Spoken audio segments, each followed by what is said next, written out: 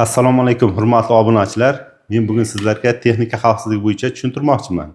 Ya'ni odam hayoti uchun xavfli bo'lgan tok, ya'ni 40 voltdan 50 voltgacha. Bizda ko'rib turibsizlar, turli xil qurilmalar bor. Tefal bor, mana mikrovolnovka bor. Bu mana ilmiy laboratoriyalarda ishlanadigan mana qurilmalarimiz bor. Ya'ni har bir qurilmamiz texnika xavfsizligiga javob beradi. Mana tarmoqqa ulash uchun. Mana rezgalarimiz. Mana ko'rib turibsiz, mikrovolnovka har bir xonadonda bor.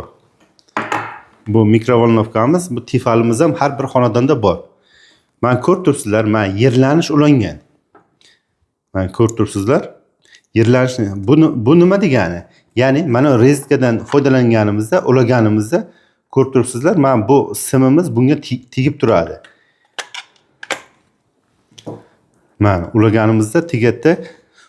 Bu degani korpusga, qurilmamizni korpusiga qandaydir tok qochadigan bo'lsa, bu odam ushlaganda, ya'ni bu qurilmamizni o'sha yerda qarshiligi, odam qarshiligidan pastligi uchun odamga tok urmaydi-da, bu yerdan yerga o'tib ketadi.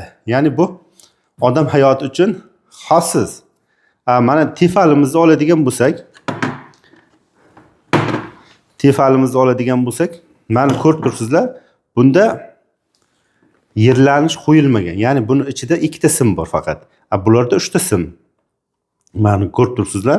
Bu agar buni korpusiga o'sha ichidagi spiral qandaydir qirilib, nimadir bu korpusga tok o'tadigan bo'lsa, bu odam hayoti uchun xavfli. Ya'ni buni bunga ulaganimiz bilan hech qanday tok yerga o'tib ketmaydi-da, odamni o'zini tok uradi.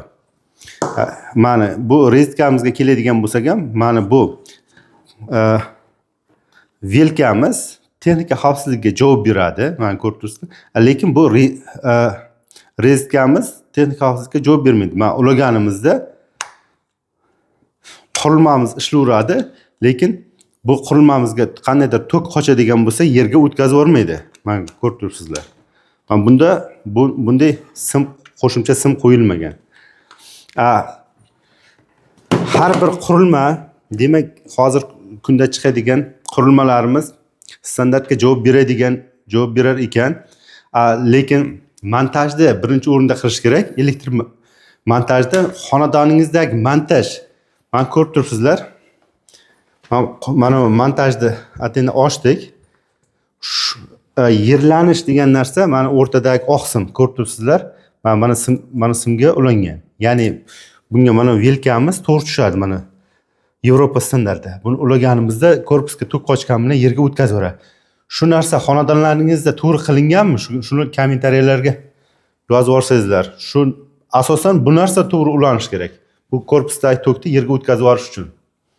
Kommentariyalarda o'z fikringizni yozib ketingizlar.